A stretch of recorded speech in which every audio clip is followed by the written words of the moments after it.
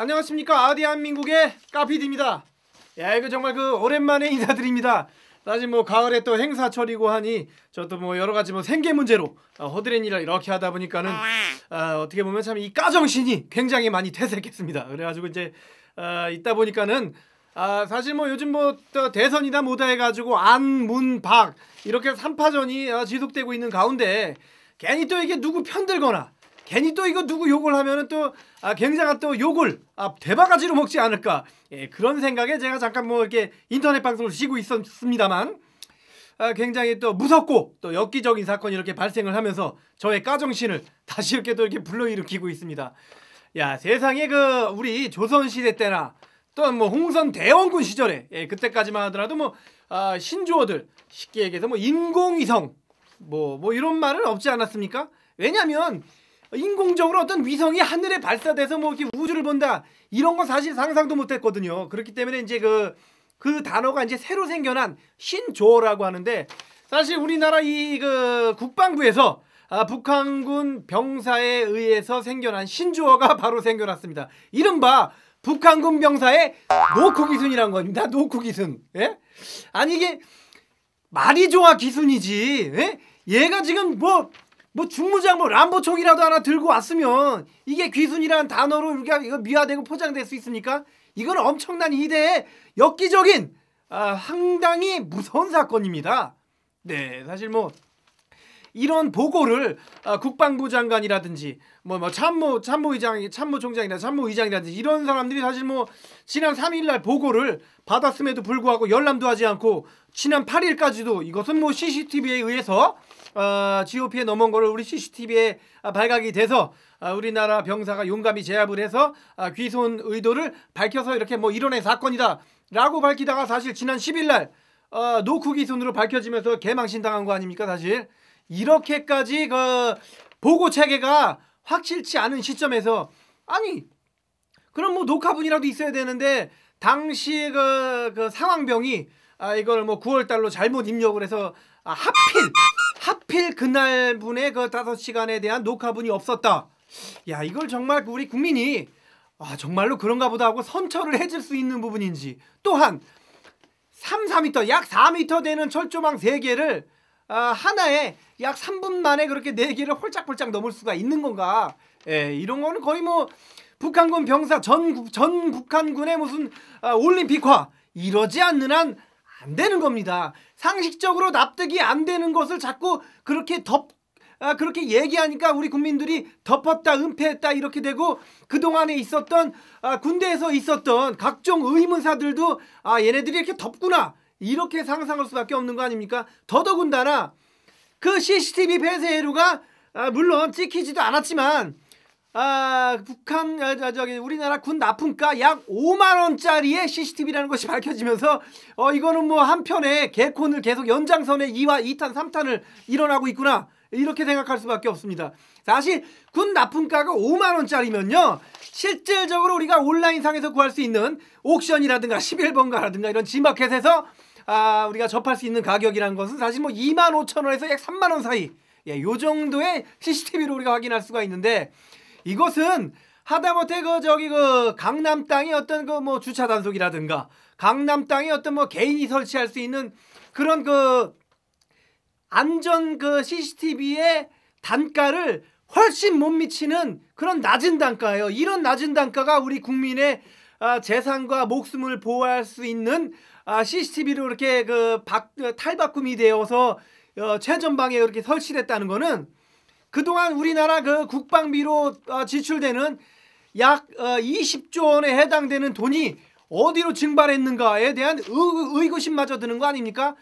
우리나라 전투기에 대한 어떤 매입 의혹이라든가 우리나라 무기 이런 것에 매매에 있어서 엄청난 브로커가 껴가지고 리베이트가 발생한다고 얼마 전에 발표가 나왔지만은, 이런 걸로도 돈이 몇천억이 새는 판에 5만원짜리 CCTV가 뭡니까? 예? 게다가 말입니다, 2008년도에도 이와 같은 상황이 벌어졌다는데, 그때는 북한군이 넘어와가지고 총까지 발사하고 나 여기 있어 해도 생각을 안 하고 나중에 속옷까지 벗어서 백기 흔들고 개지랄 떨다가 초소 앞에서 2시간을 자고 들어가서 똑똑 두드리고 나 저 북한에서 왔는데 좀 어떻게 좀 해달라니까는 지피장이라는 놈이 저 빤스만 입고 나타나서 뭐하러 오셨는데요? 누구십니까? 무슨 일이십니까? 라고 했다는 사실이 뒤늦게 밝혀지면서 이게 한두 건이 아님이 더욱더 이렇게 그 낱낱이 밝혀낸 거 아닙니까?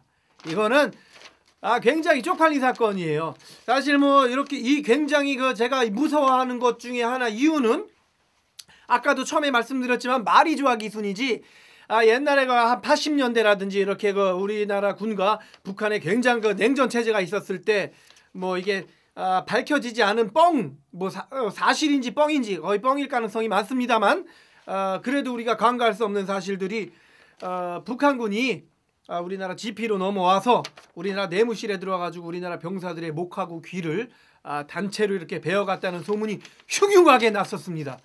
이것으로 그게 나는 정말로 흉흉한 소문이려니 생각했는데 이런 사건을 이렇게 접하면 이렇게 북한군이 접근이 이렇게 쉽게 될 수 있는 것에 노출돼 있다면은 만약에 기순이 아니고 정말로 난사를 했었더라면은 이 우리나라 젊은 병사들의 목숨 과연 누가 책임질 겁니까? 합참의장이 책임질 겁니까? 아니면 우리나라 군수 통치자인 대통령이 책임질 겁니까? 아니면 뭐 김관진 국방부 장관이 책임질 것입니까? 이번 사건으로 인해서 14명이 지금 중징계를 당했다고 그래요. 사실 뭐 이걸로 뭐 중징계로서 사실 뭐 해결될 일도 아니고 끝날 일도 아닙니다. 왜냐하면 생각해 보세요. 계란이 있는데 요 계란 빼고 이 계란 집어넣는다고 해서 사건 해결됩니까? 이거 툭하면 맨날 뭐 책임지고 물러난다고 그러는데 그럼 책임지고 물러났으면 그 자리에 정말로 책임질 수 있을 만한 사람이 들어와야 되는데 맨날 이 알 빼고 이 알 박으니까 해결이 안 되는 거예요 지금.